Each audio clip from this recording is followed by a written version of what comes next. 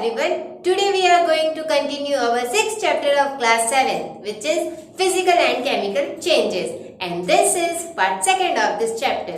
In this part we will discuss about chemical changes. In first part we have already discussed about physical changes. Okay, then in the chemical changes we perform the total 4 activities.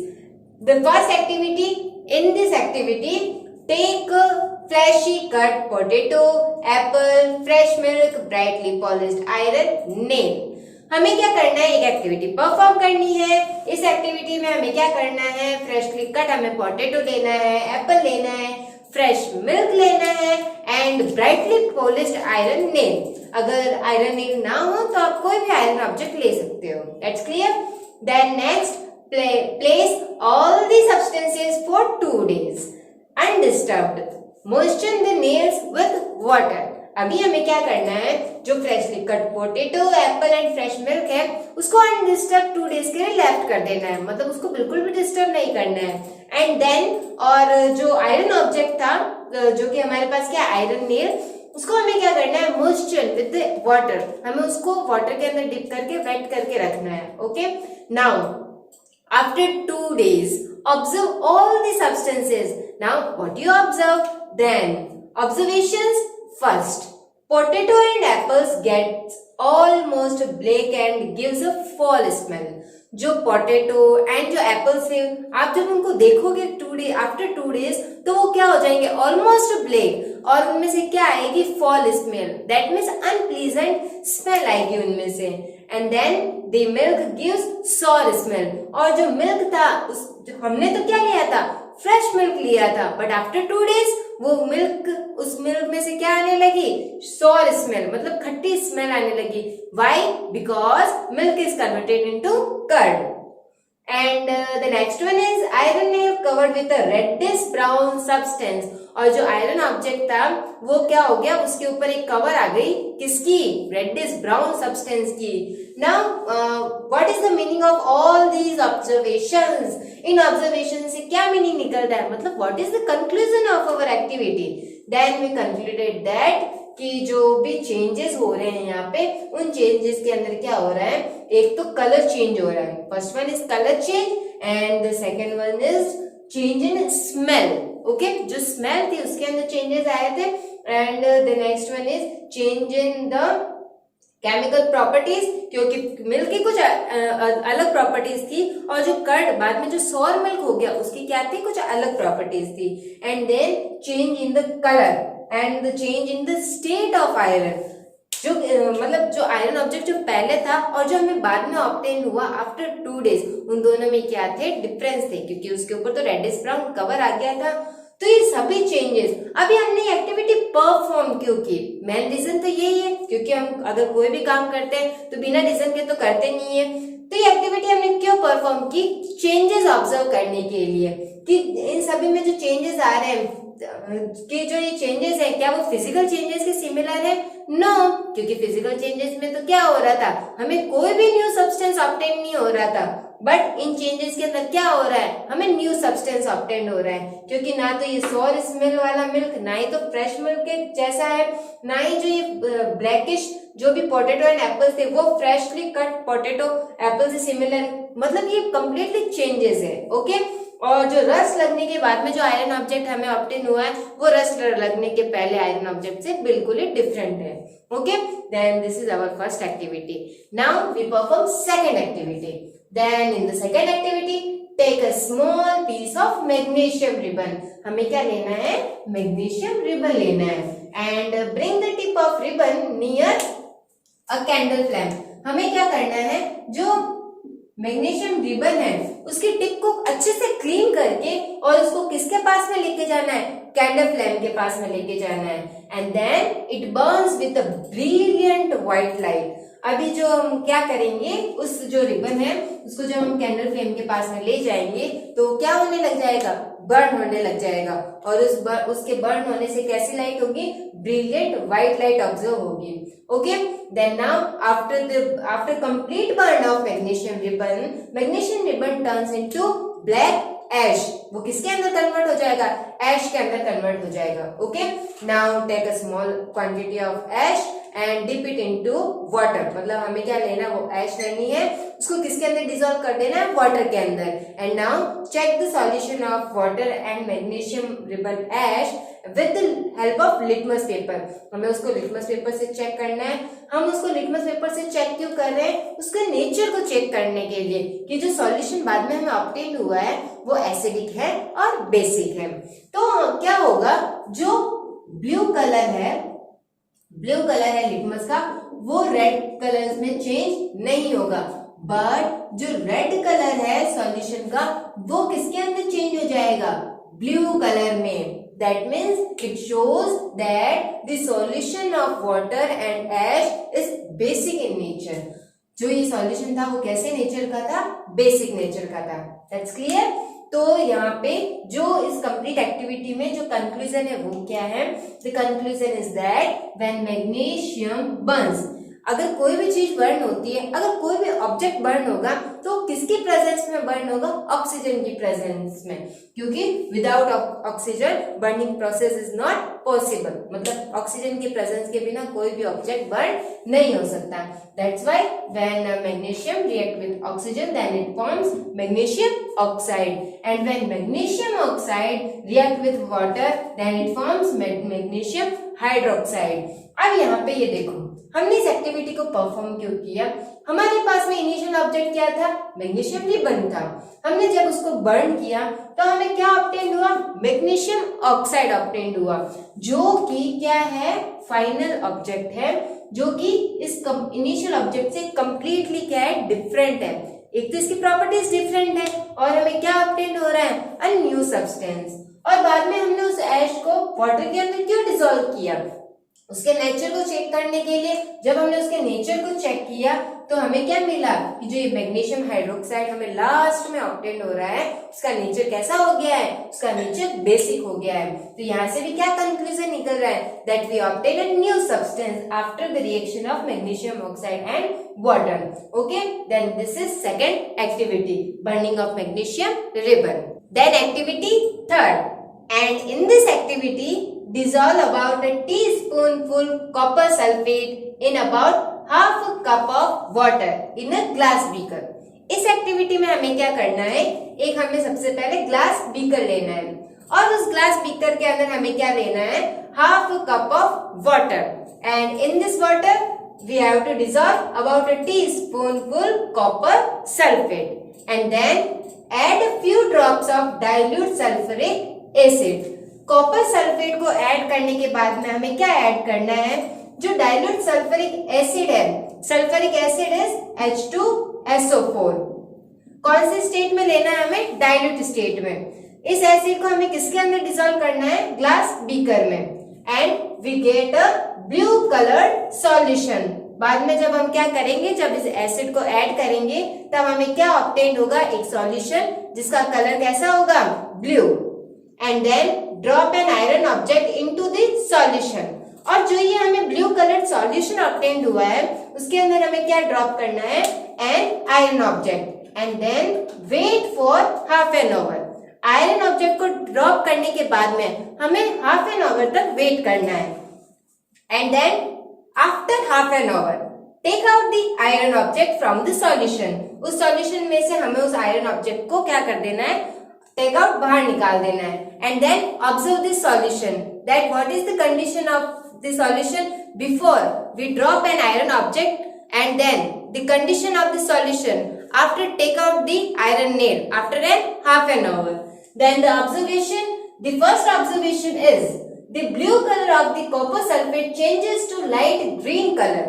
हमें जो blue colour obtain हुआ था कब, जब हमने क्या add किया था, डाइल्यूट सल्फ्यूरिक एसिड। वो ब्लू कलर किसके अंदर चेंज हो गया है, इनटू लाइट ग्रीन कलर में। कैसे चेंज हुआ, क्योंकि हमने उसके अंदर क्या ड्रॉप किया था, iron object. And the second observation is the brightly polished iron object is covered with a reddish brown deposit.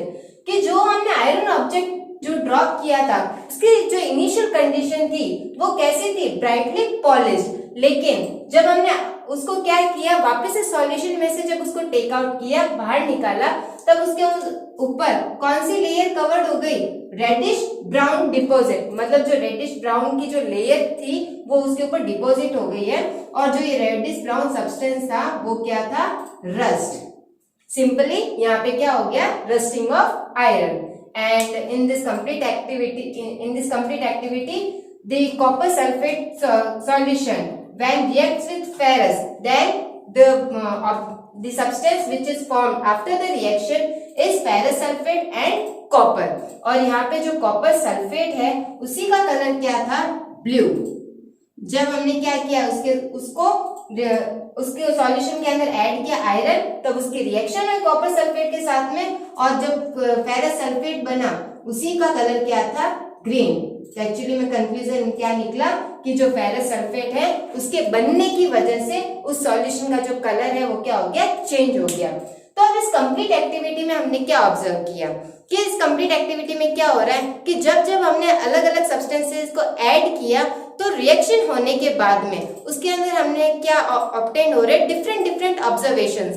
First observation तो हमें क्या ऑब्जर्व हुआ कि जब हमने डाइल्यूट सल्फ्यूरिक एसिड ऐड किया तो जो कॉपर सल्फेट का जो सॉल्यूशन था वाटर के साथ में उसका कलर चेंज हो गया। तो ये फर्स्ट चेंज था। सेकेंड चेंज क्या हुआ कि जब हमने उसके अंदर आयरन ऑब्जेक्ट को क्या किया, ड्रॉप किया, तो जो आयरन ऑब्जेक्ट को ड्रॉप करने के बाद में आफ्टर सम टाइम उस सॉल्यूशन का कलर चेंज हो गया, किसके अंदर कन्वर्ट हो गया, ग्रीन कलर में। और जो आयरन ऑब्जेक्ट था उसका भी जो कंडीशन थी वो भी क्या हो गई, चेंज हो गई, क्योंकि वो इनिशियली तो क्या था, पॉलिश था ब्राइटली, और आफ्टर द रिएक्शन वो कैसा हो गया, रेडिश ब्राउन। तो ये जो सारे चेंजेस है वो कैसे टाइप के चेंजेस है, chemical changes, because in all these changes the chemical properties of the substances are changed. And now the definition of chemical change: a change in which one or more new substances are formed is called a chemical change. वो change जिसके अंदर क्या होते हैं, उस change के अकर होने के बाद में कुछ new substances, one or more new substances are formed, then such type of changes are known as chemical change. In addition to new products, the following may accompany a chemical change. मतलब chemical changes के अंदर new products तो form होते ही हैं, उनके साथ में और क्या क्या produce होता है। When first one is heat, light or any other radiation may be given off or absorbed. मतलब कि जो केमिकल चेंजेस होते हैं उनके अंदर क्या होता है कि जो हीट, लाइट और एनी अदर रेडिएशन है वो एब्जॉर्ब भी हो सकती है और इवॉल्व भी हो सकती हैं। जैसा कि जो हमने सेकेंड एक्टिविटी परफॉर्म किया था, बर्निंग ऑफ मैग्नीशियम रिबन, उसको हमने जब बर्न किया था मैग्नीशियम रिबन को, तो मैग्नीशियम रिबन के बर्न होने पे क्या प्रोड्यूस हो रही थी, हीट एंड लाइट प्रोड्यूस हो रही थी। Then the burning of magnesium ribbon is a type of chemical change. And the second one is sound may be produce, जो साउंड है वो भी प्रोड्यूस हो सकता है। For example we take an acetic acid, हमने एक एसिटिक एसिड लिया and add some amount of baking soda in acetic acid. तो जब हम क्या करेंगे, बेकिंग सोडा को एसिटिक एसिड के अंदर ऐड करेंगे तब एक साउंड प्रोड्यूस होती है, हिस की साउंड प्रोड्यूस होती है। तो जो ये भी क्या है, एक केमिकल चेंज है। तो जो सेकंड है उसमें क्या कह रहा है कि साउंड में भी प्रोड्यूस, केमिकल चेंजेस के अंदर साउंड भी प्रोड्यूस हो सकते हैं, जैसा कि इस चेंज के अंदर भी जो हिस साउंड है वो प्रोड्यूस हो रही थी। And the next one is a change in smell may take place. तो केमिकल चेंजेस के अंदर जो स्मेल है उसमें भी चेंजेस आते हैं, जैसे कि फर्स्ट एक्टिविटी थी उसके अंदर जो potato, Apple and fresh milk थे उनके जो स्मेल थे उनमें भी चेंजेस आ रहा था, तो वो भी क्या था, वहां पे केमिकल चेंज ही था। And the next one is a colour change may take place, colour है वो भी चेंज हो सकते हैं। इन द थर्ड एक्टिविटी हमने क्या किया था, कॉपर सल्फेट सॉल्यूशन लिया था, जब डाइल्यूट सल्फ्यूरिक एसिड ऐड किया तो ब्लू कलर हो गया, जब फेरस ऐड किया तो वो ग्रीन कलर हो गया। तो वो भी क्या था, वहां पे केमिकल चेंज ही था। तो जो केमिकल चेंजेस है उनमें भी क्या होता है, कलर चेंज। एंड गैस में भी फॉर्म, और केमिकल चेंजेस जो होता है उसके अंदर जो गैसेस होती है वो भी प्रोड्यूस हो सकती है। Now characteristics of chemical changes, then first one is during a chemical change new substances are formed. तो जो केमिकल चेंजेस होते हैं उनके अंदर जो न्यू सब्सटेंसेस हैं वो भी क्या हो सकते हैं, बन सकते हैं। वैसे तो केमिकल चेंजेस वही चेंजेस होते हैं जिनके अंदर न्यू सब्सटेंसेस बनते हैं। And the next one is chemical changes are permanent and irreversible. Chemical changes कैसे होते हैं, परमानेंट होते हैं एंड इरिवर्सिबल। इसका मीनिंग क्या है, मतलब कि केमिकल चेंज के अगर होने के बाद में जो ऑब्जेक्ट हमें ऑब्टेन होता है, हम इनिशियल ऑब्जेक्ट को वापस से रीगेन नहीं कर सकते। एक बार अगर चेंज हो गया तो वो क्या हो जाता है, permanent. Next one is chemical changes अगर only in proper conditions. Chemical changes सिर्फ कुछ प्रॉपर कंडीशंस में ही होते हैं। मतलब केमिकल चेंजेस के लिए जो टेम्परेचर, प्रेशर, वॉल्यूम, ह्यूमिडिटी, इन सब की जो कंडीशंस होती है वो मैटर करती है। जो कि अगर इन कंडीशंस में अगर चेंजेस होता है तो केमिकल चेंजेस के जो अगर होने की जो रेट है उसमें भी चेंजेस हो जाते हैं।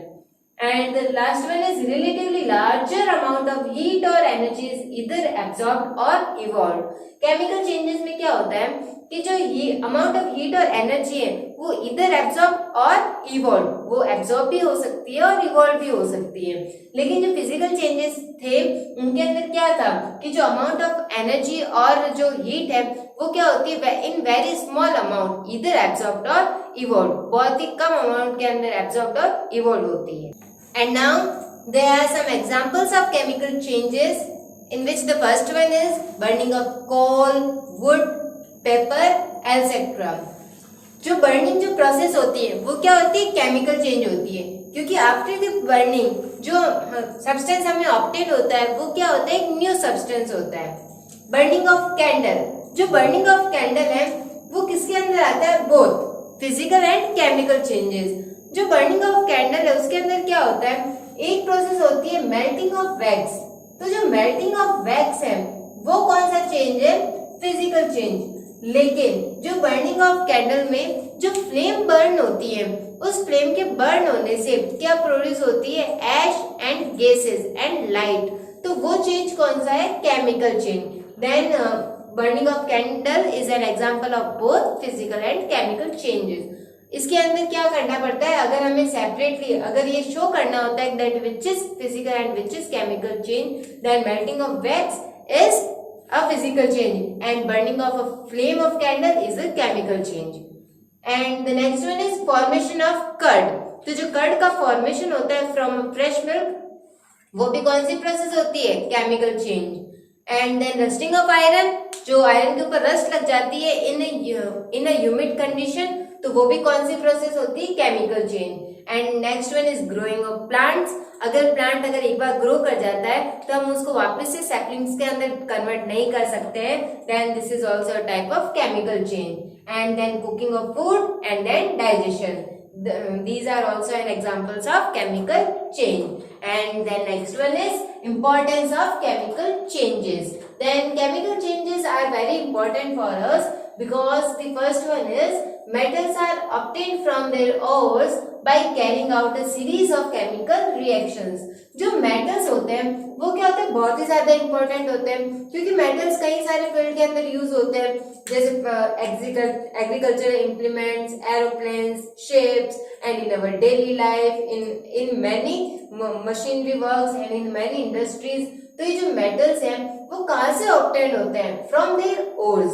और उन ओर्स से मेटल को ऑब्टेन करने के लिए हमें कौन से चेंजेस करने पड़ते हैं, chemical changes. That's why chemical changes is very important. And the next importance is new medicines are produced by a chain of chemical reactions. अभी क्या हो रहा है, नाउअडेज कई सारी जो डिजीज है वो स्प्रेड हो रही है, तो उन डिजीज के ट्रीटमेंट के लिए हमें न्यू मेडिसिन भी चाहिए। तो न्यू मेडिसिन को प्रोड्यूस करने के लिए हमें क्या चेंजेस अगर करवाने होते हैं, chemical changes. And the next one is useful substances are produced by chemical changes. और कई ऐसे सारे सब्सटेंसेस हैं जो कि हमारे लिए बहुत ही ज्यादा यूजफुल होते हैं, उनके प्रोडक्शन के लिए भी जो केमिकल चेंजेस हैं उनकी जरूरत होती है। For example useful substances are soap, detergents, plastics, cement etcetera. तो ये जो सारे सब्सटेंसेस है वो क्या है, हमारे लिए बहुत ही ज्यादा यूजफुल, और इनके प्रोडक्शन के लिए हमें कौन से चेंजेस करवाने पड़ते हैं, chemical changes. And with this topic, chemical change, our part second of this chapter is now completed. Thank you.